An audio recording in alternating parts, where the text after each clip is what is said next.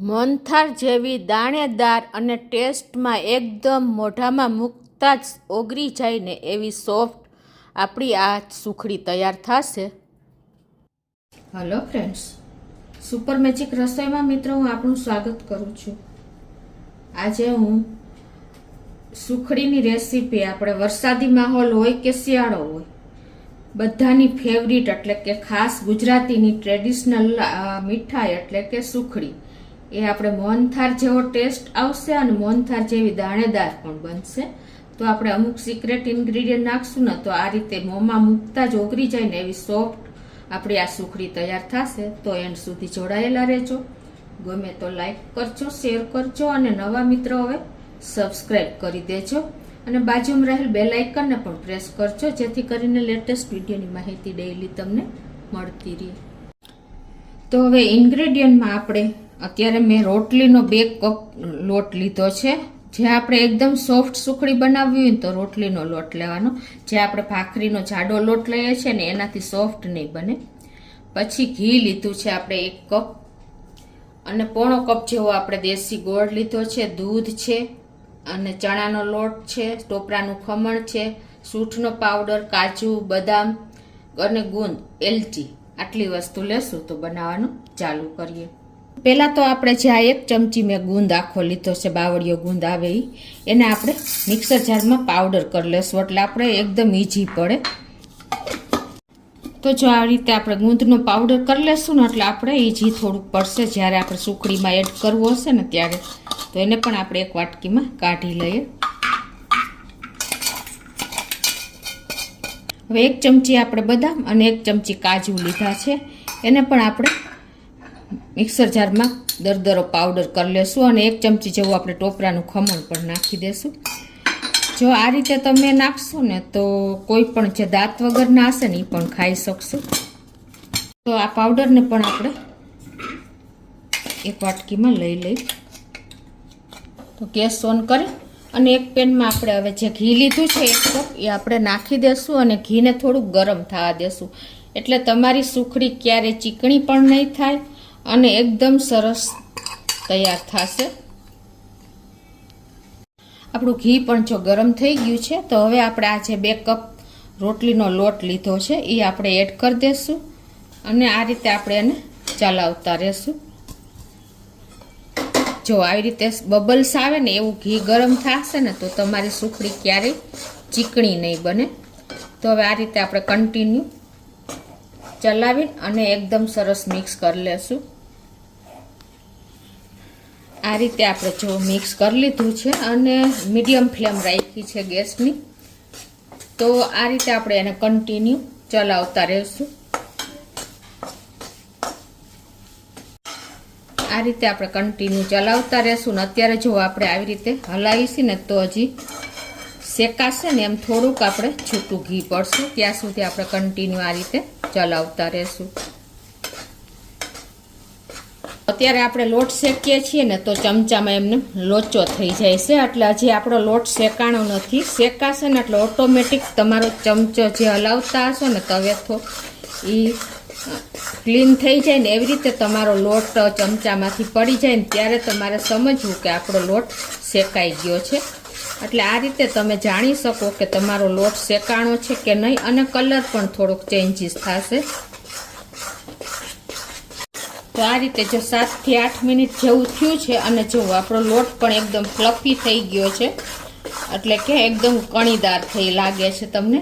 અને આવી રીતે આપણે ચમચામાંથી જો નાખીને તો ચમચો આપણો ક્લીન થઈ જાય છે એટલે આપણો થોડો ઘણો લોટ શેકાઈ ગયો છે અને કલર પણ ચેન્જ થઈ ગયો છે. હવે આપણે મોહનથાળ જેવો ટેસ્ટ લાવવા માટે અને મોહનથાળ જેવું જ એકદમ ટેક્સચર કણીદાર લાવવા માટે આપણે 2 પ્રોસીજર કરશું. તો અત્યારે આ સ્ટેજે આપણે 1 થી 2 ચમચી જેવો ચણાનો લોટ નાખી દેશું અને એને આપણે સાથે મિક્સ કરી અને શેકી લેશું. તમને એમ થતું હશે કે ચણાનો લોટ આપણે રોટલીનો લોટ સાથે જ કેમ ન નાખ્યો, પણ મિત્રો જ્યારે ચણાના લોટની ક્વોન્ટિટી ઓછી છે અને ઘઉંના લોટની ક્વોન્ટિટી વધારે છે અને ચણાનો લોટ શેકાતા કોઈ ટાઈમ નથી લાગતો, જ્યારે ઘઉંનો લોટ આપણે શેકાતા ટાઈમ લેશે. એટલે આ રીતે તમારે થોડોક શેકાઈ જાય અને તમારો ચમચામાંથી લોટ ચોટે નહીં ને ત્યારે તમારે 2 ચમચી જેવો ચણાનો લોટ આ સુખડીમાં એડ કરી દેવાનો છે અને શેકવાનો છે 3 થી 4 મિનિટ આ રીતે. તો આ રીતે જો આપણે કન્ટિન્યુ ચલાવતા જ રહ્યા છીએ. એ જુઓ આપણો આ લોટ પણ શેકાણો ને એને 3 થી 4 મિનિટ થઈ ગઈ છે. અને આ રીતે જો આપણે ચમચામાંથી નાખશું તો આપણો ચમચો ક્લીન જ થઈ જાય છે. તો હવે આ સ્ટેજે આપણે જે ગુંદને પાવડર કર્યો છે ને એ નાખી દેશું. એટલે આપણે અલગ ગુંદ ફોડવાની જરૂર નહીં પડે. આ રીતે તમે બધો જ દળેલો ગુંદ નાખી દેશો ને એટલે અલગથી તમારે ફોડવો નહીં પડે. અને અત્યારે ટેક્સચર જુઓ, ગુંદ ફૂટે છે એટલે એકદમ જાડી જાડી ટેક્સચર થઈ ગયું છે આપણે સુખડીનું. આ રીતે તમારો ગુંદ અંદર આ સુખડી સાથે જ ફૂટી જશે, કેમ કે આપણે ઘી ઓલરેડી ફૂટી જ ગયું હોય છે શેકાય એટલે. તો આ રીતે આપણે હજી 1-2 મિનિટ ચલાવશું. અને હવે જે આપણે 1 થી અડધી ચમચી જેવો આપણે સૂંઠ પાવડર પણ નાખી દેશું.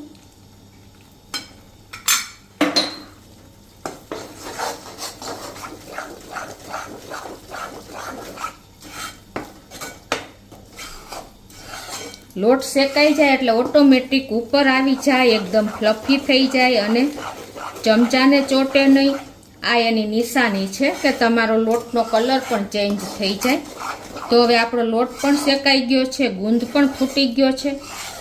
તો હવે આ સ્ટેજે આપણે આ જે કાજુ બદામ અને ટોપરાનું ખમણનું પાવડર કર્યો છે ને એ નાખી દઈએ. અને એને પણ આપણે 1 મિનિટ આ રીતે લોટ સાથે હલાવી લેશું. આ સુખડી દાંત વગરના પણ ખાઈ શકે ને એટલી સોફ્ટ, જાળીદાર અને મોહનથાળ જેવી ટેસ્ટમાં કણીદાર બનશે. મોહનથાળનું જે ટેક્સચર હોય ને એવી આપણી આ સુખડી દાણેદાર બનશે. હવે આપણે લોટ પણ શેકાઈ ગયો છે અને એકદમ સરસ તૈયાર થઈ ગયો છે. તો હવે આ સ્ટેજે આપણે 3 થી 4 ચમચી જેવું આપણે દૂધ નાખી દેશું.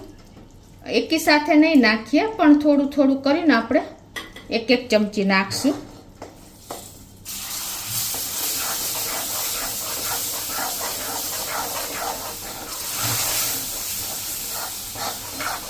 આ રીતે જો આપણે દૂધ બળે ને ત્યાં સુધી આપણે એને હલાવશું એટલે તમારી સુખડી ક્યારેય બગડવાનો ચાન્સ નહીં રહે. 1 વીક સુધી આ સુખડી તમારી એવી ને એવી રહેશે.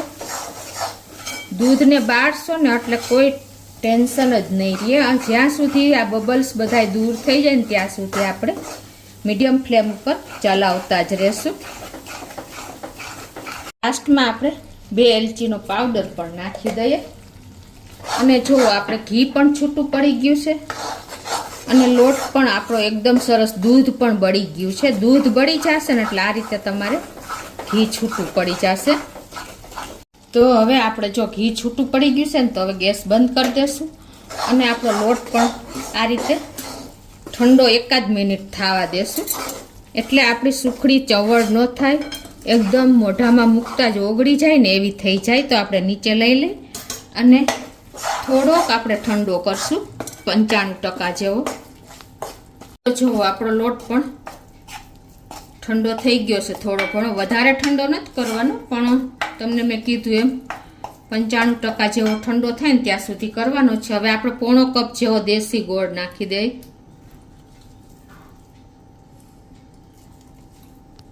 તો હવે જો આપણે ગોળને સુખડી સાથે મિક્સ કરી લેશું. તમારે જો લૂજ આવો ગોળ હોય ને તો 1/4 કપ લેવાનો, અને એકદમ હાર્ડ ગોળ હોય તો તમારે 1 કપ લઈ લેવાનો. એટલે પરફેક્ટ મેજરમેન્ટ સાથે જ આજે મેં તમને આ સુખડીની રેસીપી શેર કરી છે. અને એકદમ સોફેસ્ટિક આ સુખડી આપણી તૈયાર થશે. દાણેદાર તો થશે જ અને તમને મોહનથાળ જેવો પણ ટેસ્ટ આવશે. એટલે 2 in 1 આપણી આ સુખડી આજે રેડી થશે. જો આ રીતે તમે ગોળ મિક્સ કરીને હલાવશો ને એટલે એકદમ લોટ જેવું આપણે જે લોટ બાંધતા હોય ને એવું ટેક્સચર તૈયાર થઈ જશે અને એકદમ સરસ જેવું બધું ભેગું થઈ જશે. હવે આને આપણે ગ્રીસ કરેલી થાળીમાં ઢાળી દેશું. તો મેં ગ્રીસ કરીને તૈયાર રાખી છે.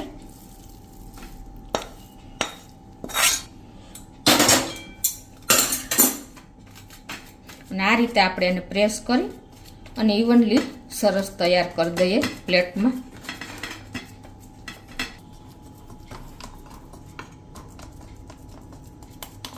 તો જો આપણે આ રીતે સુખડી ઢાળી દીધી છે. હવે એના આપણે પીસ કરી લઈએ. તમારે જે સાઈઝના કરવા હોય એ પ્રમાણે તમારે